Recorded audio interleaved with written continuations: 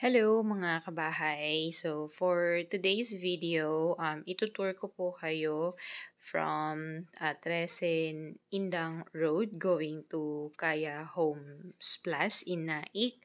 So, dalawa po kasi ang possible or not possible but yung route. So, may option po kayo na dadaan ng main na daanan which is sa Antero Soriana Highway. And ito nga pong nasa 13 Indang Road. Kung galing po kayo ng, let's say, Manila, ng PTEX, ganyan. So, ito po yung alternative na route na kung gusto nyo na medyo maaliwalas yung paligid, tsaka medyo cool pa, breeze, yung cool breeze niya, tapos hindi talaga actually madaming sasakyan dito. So, para ka lang nagro-road trip. Unlike kasi sa Antero Soriano, syempre, daanan po ng lahat doon, ng mga bus, ng mga tricycle, ng mga jeep. So, more on traffic talaga po siya. Not traffic naman talaga. Ang ibig ko pong sabihin is, compare dito sa Tres Indang Road, makikita nyo naman po sa video na to. So, halos kami lang yung dumadaan, di ba? Ang sarap pa sa mata kasi puro green siya.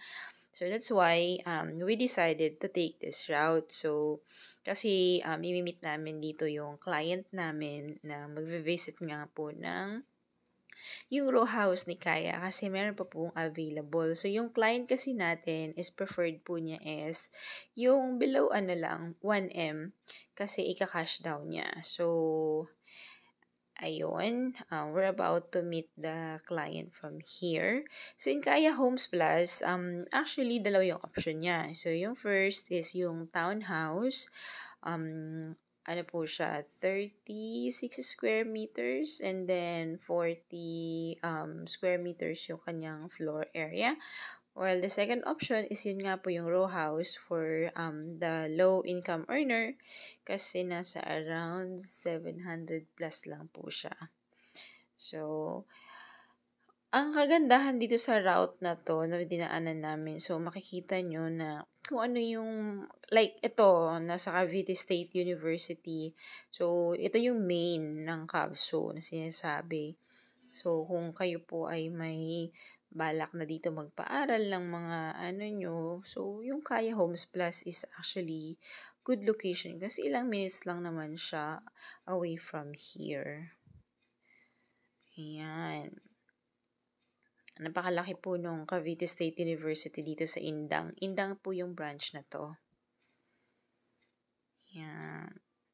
So, kung mapapansin nyo po, di ba, ilan lang halos yung dumadaan na sasakyan dito. Pero hindi, may mga kita nga po kami dito nag-i-e-bike na parang from school going to somewhere. Since hindi nga po kami din familiar masyado sa mga sanga-sanga na daan dito, so hindi ko po mabanggit sa inyo kung ano yung mga road na to, but it is actually from Indang and Trece Road. So, ayun. Kaunti na lang, malapit-lapit na po ito sa Kaya Homes Plus na pupuntahan po namin. Ayan. So, yan po yung sinasabi ko sa inyo na naka-e-bike. So, estudyante po yung laman yan. Ang naka-school uniform pa yung mga estudyante.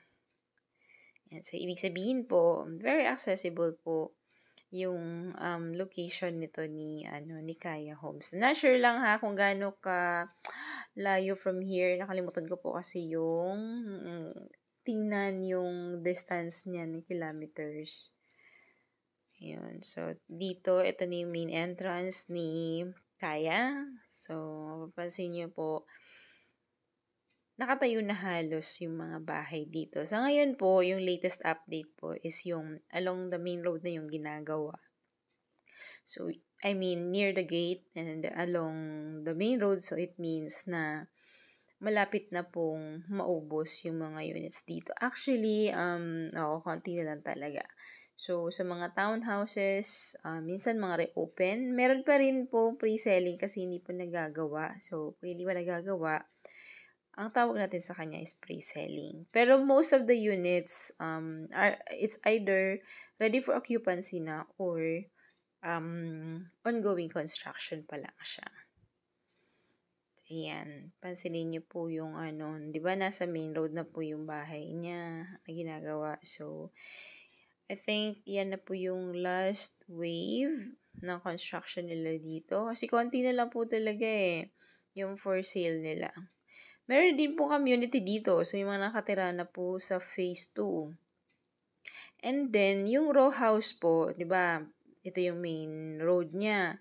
So, when you turn right, ayan, yan naman yung road papunta po ng row house. Ang ganda po ng townhouse dito, oh. Good for siya, a small family.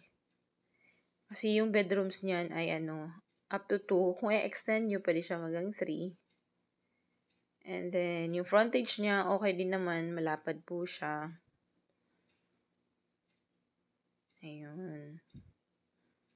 Pag may sasakyan ka nga lang dito, lalo na kung malaki, ay magiging street parking lang po kayo. Wala kasi siyang provision for carport unless kung corner ang makukuha po ninyo. So, here we go. As you may see, ayan na, si row house. Ayan po. Kadikit lang po siya ng, ng phase 2 ng mga townhouses. Pero may sarili po siyang gate.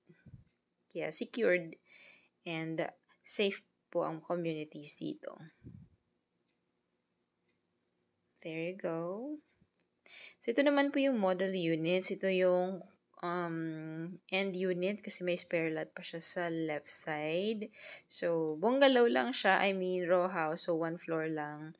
Ayan. Good for 1 bedroom. So, kung i-extend nyo, ayun, pwede din siya maging 2 bedrooms. Good for small family din po.